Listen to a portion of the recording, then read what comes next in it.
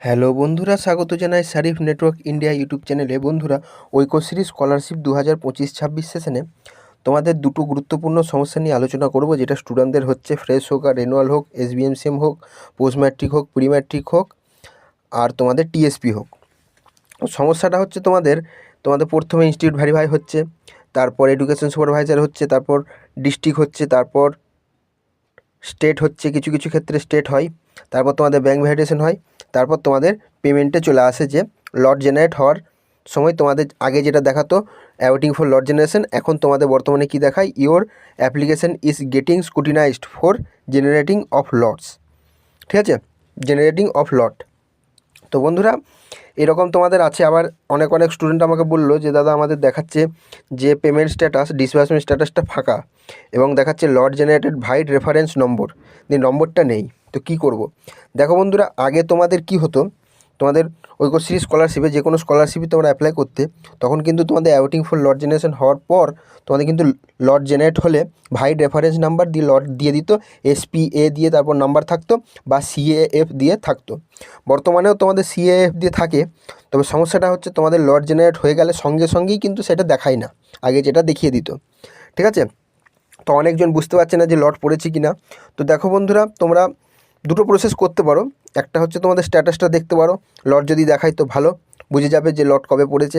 যদি লট না দেখায় এবং তুমি দেখো যে ভ্যারিফিকেশনের ডেটটা দেখো, লাস্ট যে ভ্যারিফিকেশন হয়েছে, যদি তোমাদের স্টেট ভ্যারিফিকেশন হয়ে থাকে, তো লাস্ট কবে ভ্যারিফাইড হয়েছে দেখো, তার 1 মাস পর তোমাদের লট পড়ে যাওয়ার কথা। ঠিক আছে, এরকম দেখালে your application is getting scrutinise for generating of লট। ঠিক আছে, যদি দেখো তোমাদের যে তবুও এরকমই স্ট্যাটাস দেখাচ্ছে, তো তোমরা মেল করে একবার ওনাদের কাছে জেনে নিতে পারো লট পড়েছে কিনা, বা তোমরা ফিডব্যাক করে জেনে নিতে পারো। মেল এবং ফিডব্যাক করা প্রসেস যদি তোমাদের না জানা থাকে, আমি তোমাদেরকে একটা আলাদা ভিডিও বানিয়ে দেখিয়ে দেবো। ঠিক আছে, আর তোমরা WBNDC অফিসে কল করেও জানতে পারো, কল করার প্রসেসও তোমাদের পরে একটা অন্য কোনো ভিডিওতে বলে দেবো। ঠিক আছে, সেখান থেকে জেনে নিতে পারো। নতুবা তোমরা কি করতে পারো, তোমাদের যে শিক্ষা প্রতিষ্ঠান থাকে, সেই শিক্ষা প্রতিষ্ঠানে গিয়েও ওনারা কিন্তু তোমাদের লট পড়েছে কিনা বলে দিতে পারবেন। এডুকেশন সুপারভাইজারও বলে দিতে পারবেন, ডিস্ট্রিক্ট নোডাল অফিসারও বলে দিতে পারবেন। ঠিক আছে, অনেকগুলো প্রসেস আছে তোমাদের জানার। আর একটা জিনিস, তোমরা অনেকজনে কী করো, পেমেন্ট এসে গেলে ভাবো স্ট্যাটাস সঙ্গে সঙ্গে আপডেট হয়ে যাবে, তো এমনটা হয় না।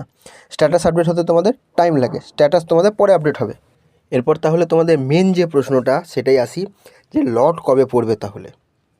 তো দেখো বন্ধুরা, আমি তোমাদেরকে আগে আপডেট দিতাম কবে লট পড়বে না পড়বে, এবং তোমাদের সেই লটের পেমেন্ট কবে দিচ্ছে।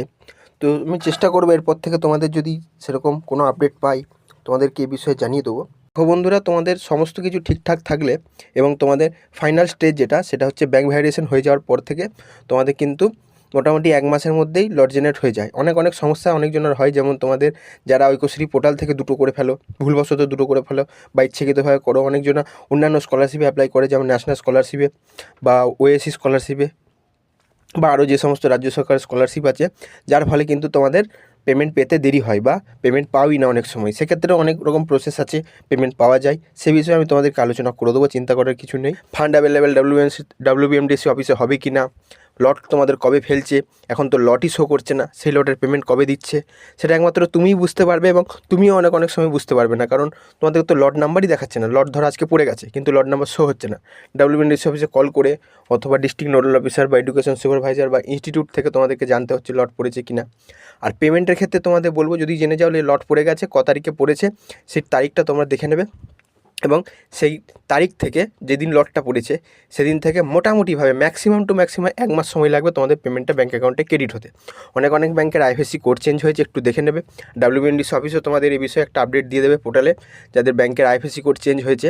ঠিক আছে, বিভিন্ন গ্রামীণ ব্যাঙ্কগুলো মার্জ হয়ে একটাই ব্যাঙ্ক হয়ে গেছে, তোমরা জানো নিশ্চয়ই, দেখবে, সেগুলো একটু দেখে নেবে। আর এবছর তো তোমাদের নির্বাচনও রয়েছে, বিধানসভা নির্বাচন পশ্চিমবঙ্গে। তো সেক্ষেত্রে অনেক স্টুডেন্টেরই এবছর কিন্তু প্রবলেম হবে। পরবর্তীতে যদি তোমাদের কোনো সমস্যা থাকে, কমেন্ট বক্সে কমেন্ট করো। আর এছাড়া আরও অনেক ভিডিও তোমাদের পার্ট করে নিয়ে আসার চেষ্টা করব।